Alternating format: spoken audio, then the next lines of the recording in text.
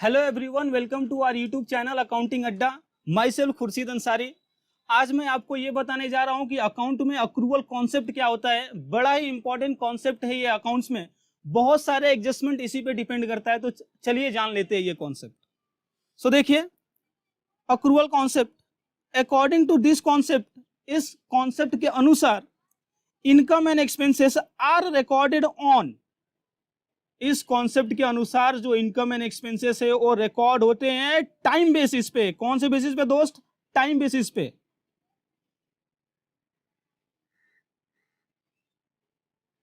So according to accrual concept income and expenses are recorded on the time basis. अभी इसका मतलब क्या? जो भी इनकम से, जो भी हमारे इनकम से, जो भी हमारा रेवेन्यू है, recognise when earn irrespective of cash received और नॉट। ये क्या बोल रहा है कि जो भी हमारा इनकम है उसको बुक्स ऑफ अकाउंट में हम कब रिकॉर्ड करते हैं? जब हम उसको अर्न कर लिए, ना कि कब हमको कैश मिला। दूसरी तरफ जो भी हमारे एक्सपेंसेस है हम रिकॉग्नाइज करते हैं कब वो हमसे खर्चे हो गए, ना कि कब जब हमने उनका पेमेंट किया।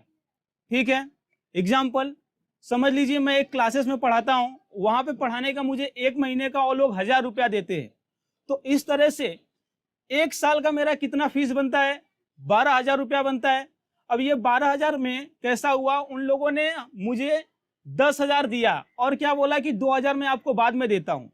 तो आप ये बताओ, पूरे साल मुझे कोई पूछा कि तुमने एक साल में कितना कमाया, तो मैं उसको जो मेरे को मिला वो बोलूंगा कि जो मेरा होता है वो बोलूंगा। मुझे मिला 10,000, मेरा होता है 12,000, तो मैं बोलूंगा क्या?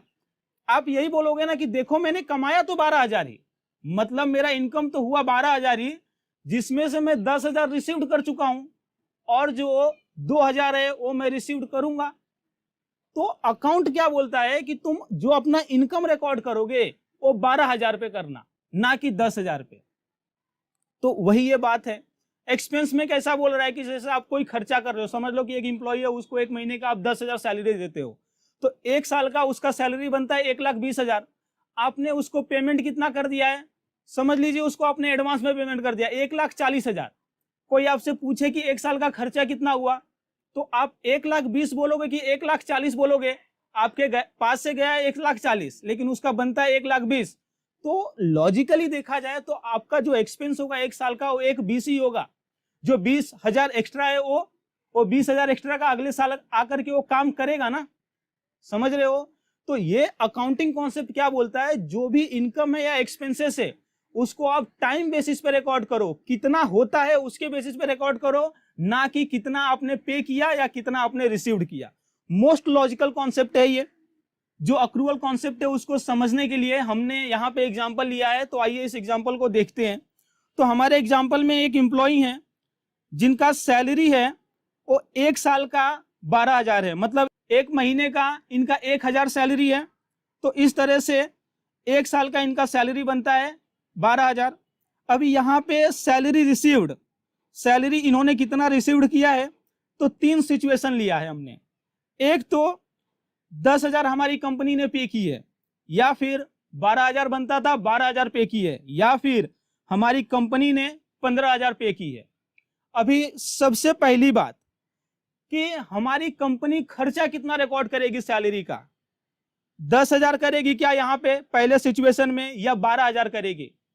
तो यहाँ पे देखा जाए तो कैश हमारे पास से गया है 10,000, लेकिन जो सामने वाला एम्प्लॉय है उसका सैलरी बनता है 12,000। तो हमारा एक्सपेंस कितना हुआ? हमारा एक्सपेंस दोस्त 12,000 ही हुआ। 2,000 जो हमने नहीं दिया है वो नहीं दिया है, कोई बात नहीं, अगली साल तो देना पड़ेगा ना उसको।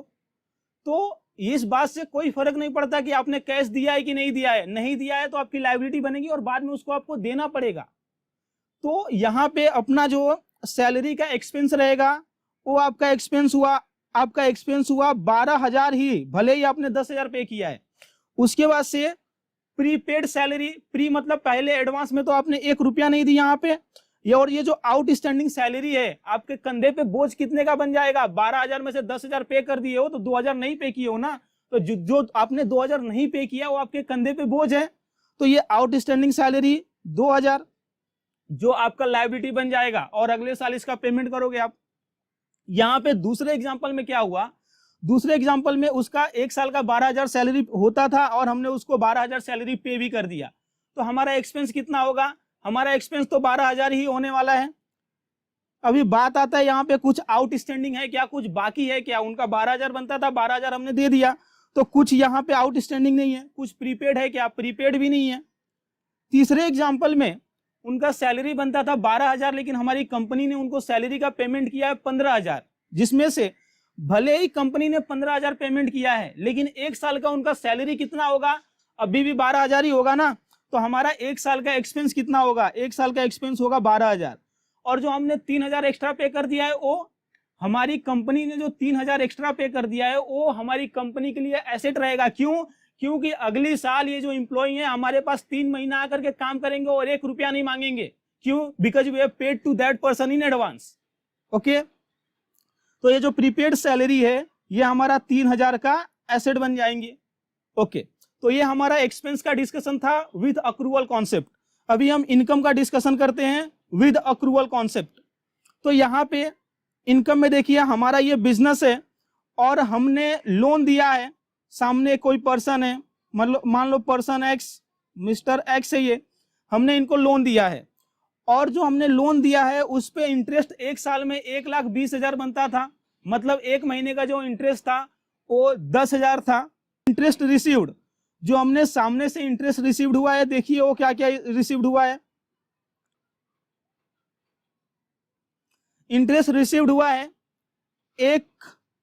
एक सिचुएशन में समझ लो कि 1 लाख हुआ है, दूसरे सिचुएशन में 1,20,000 हुआ है, तीसरे सिचुएशन में 1,50,000 हुआ है।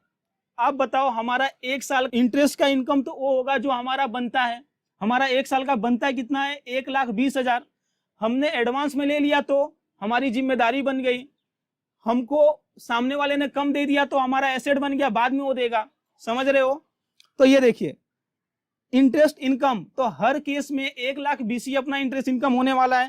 तो यहाँ पे भी 1,20,000, यहाँ पे भी 1,20,000 और यहाँ पे भी 1,20,000, ये अपना इंटरेस्ट इनकम हो गया। अभी बात ये आता है प्री रिसीव्ड इंटरेस्ट। क्या हमने प्री रिसीव्ड इंटरेस्ट ले लिया है क्या? अगर जो हमने पहले इंटरेस्ट ले लिया रहेगा वो हमारे लिए कंधे पे बोझ बन जाएगा, लायबिलिटी बन जाएगा। तो देखिए तीसरे वाले केस में हमारा हमारा इंटरेस्ट बनता था 1,20,000 और हमने लिया कि 1,50,000। तो इसमें जो 30,000 हमने एक्स्ट्रा ले लिया है ये हमारे कंधे पे बोझ है। तो ये जो 30,000 है ये हमारे लिए लायबिलिटी बन जाएगी। हम ये देखते हैं क्या हमने किसी ऐसा सिचुएशन भी आया है क्या जिसमें हमने कम रिसीव्ड किया है? हाँ, सिचुएशन नंबर 1 हमारा बनता था 1,20,000 और हमने रिसीव्ड किया है 1 लाख। तो इस केस में क्या हुआ है? इस केस में हमने 20,000 कम रिसीव्ड किया है। तो 20,000 जो कम रिसीव्ड किया, हमारा पावर है, सामने वाले बोलेंगे 20,000 दे मेरा, वो अगली साल हमको देगा। तो ये जो 20,000 का है आउटस्टैंडिंग वो हमारा एसेट हो गया। और जो ये दूसरा केस है जिसमें जितना रिसीव्ड होना था उतना रिसीव्ड हो गया, तो नो आउटस्टैंडिंग और नो प्री रिसीव्ड। ओके, तो इस तरह से हमने ये अक्रूवल कॉन्सेप्ट को भी समझ लिया। बहुत ही इंपॉर्टेंट है, इसको आप ध्यान देना और समझ लेना। तो चलिए मिलते हैं अगले लेक्चर में अगले टॉपिक के साथ। Thank you.